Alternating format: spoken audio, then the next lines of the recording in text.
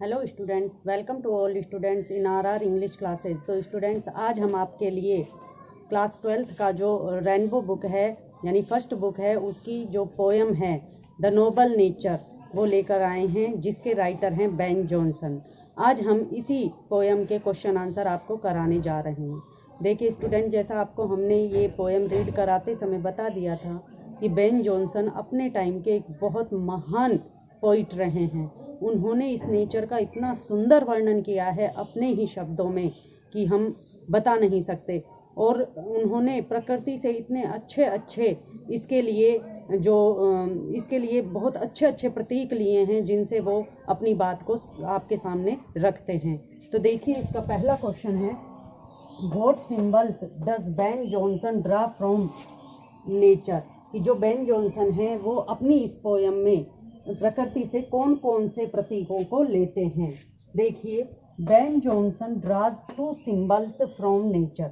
कि जो Ben Jonson है वो इस पोयम में 2 प्रतीक लेते हैं प्रकृति से।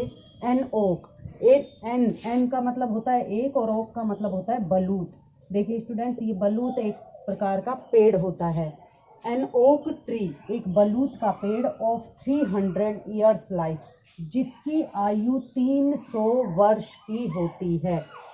Spain and lily of one day, और एक उन्होंने जो दूसरा सिंबल लिया है वो है लिली, यानी लिली का मतलब होता है कुमुदनी। कुमुदनी का जो फूल होता है उसको लिली कहते हैं।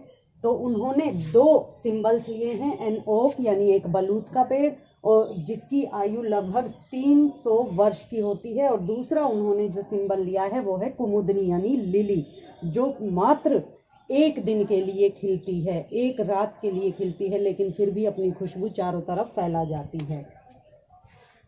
नेक्स्ट क्वेश्चन है हमारा, mention the qualities of an oak. अब यहाँ पे कवि जो है वो क्वेश्चन रखता है कि जो बलूत का पेड़ है उसमें क्या क्या विशेषताएं पाई जाती हैं, उसको हमें प्रकाश में डालना है।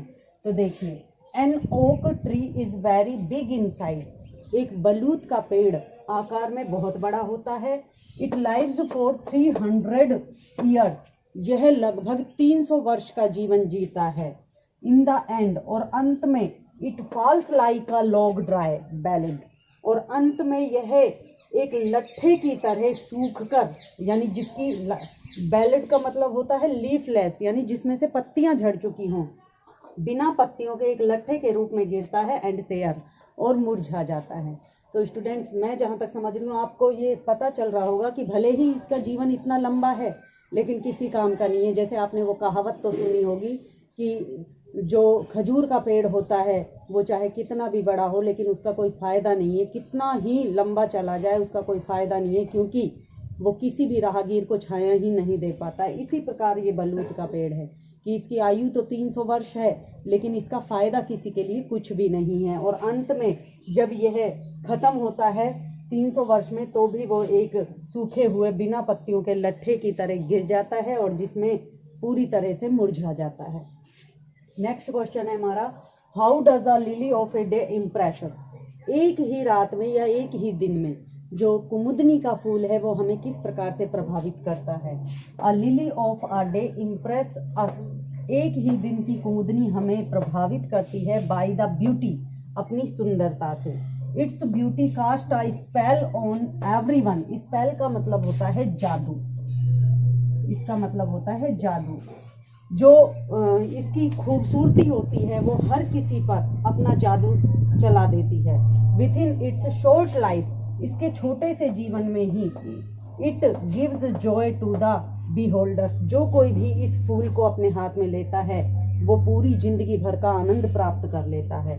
इट स्प्रेड्स हैप्पीनेस, और यह एक रात में खिलने वाला, एक दिन के लिए खिलने वाला फूल ही जीवन भर की खुशियां हमारी झोली में डाल देता है। नेक्स्ट क्वेश्चन है हमारा, how can human life be perfect according to the poet. कवि के अनुसार किस प्रकार से मनुष्य का जीवन पूर्ण बनाया जा सकता है। अकॉर्डिंग टू द पोइट, कवि के अनुसार human life can be perfect, मनुष्य का जीवन जो है वो पूर्ण बनाया जा सकता है by doing good and noble deeds, अच्छे और सज्जन व्यक्तियों के कार्य करके।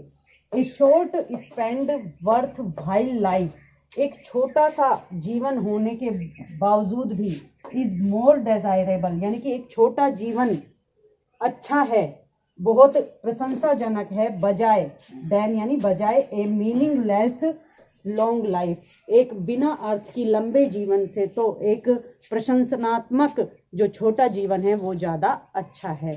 तो स्टूडेंट्स, आपने देखा कि इसमें कवि ने प्रकृति से कितने ही सुंदर सुंदर दो जो है हमारे सामने प्रतीक लिए हैं, एक तो बलूत का पेड़ और एक लिली यानी कुमुदनी का फूल। और इस प्रकार से आपके सामने उन्होंने ये पोयम रखी है। आपको ये पोयम मैं जहाँ तक समझती हूँ अच्छी तरह से समझ में आ गई होगी। इसके क्वेश्चन आंसर आपको अच्छी तरह से समझ में आ गए होंगे। नेक्स्ट वीडियो में नेक्स्ट पोयम के साथ हम आपसे मिलेंगे, तब तक के लिए थैंक्स।